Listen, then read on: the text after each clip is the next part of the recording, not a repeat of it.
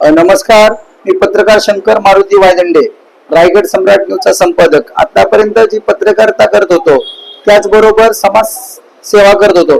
पंचशील नगर रहिवासी सामाजिक संस्थेच्या माध्यमातून 2020 पासून आम्ही त्या पंचशील नगर सामाजिक संस्थेचं रजिस्ट्रेशन केलं आणि या नवीन पनवेल भागामध्ये आम्ही समाज कार्याला अक्षरशः प्रत्यक्ष सुरुवात केली. मुळामध्ये ज्या आम्ही प्रभागात आहे या प्रभागाचा कोणत्याही प्रकारचा विकास होत नाही आणि मी एक झोपडपट्टीमध्ये राहतो.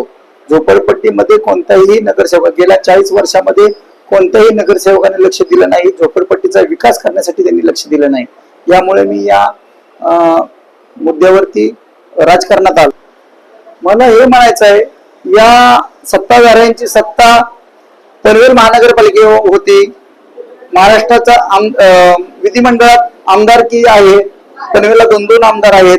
त्याचबरोबर खासदार तुमचाच आहे, केंद्रामध्ये शासन तुमचंच आहे. एवढं सर्व असताना विकास का होत नाही हा मोठा प्रश्न आहे. आज या ठिकाणी मोदींच्या आणि देवेंद्र फडणवीस यांचे व्हिडिओ दाखवून तुम्ही उमेदवारांना आकर्षित करत आहात. अरे तुमची ही अवस्था झालीच कशी की? तुम्ही जर काम केलं असतं तर तुमचे काम दाखवा ना. पहिलं तुमचं काम दाखवा, तुम्ही काय केलं या प्रभागात हे दाखवा.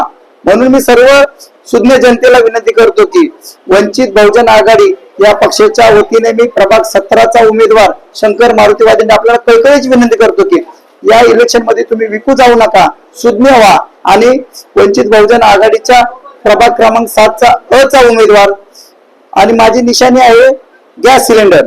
शंकर मारुती वायदंडे समोर गॅस सिलेंडर, समोरील बटन दाबून आपण मला प्रचंड बहुमताने विजयी करा ही माझी कळकळीची विनंती आहे.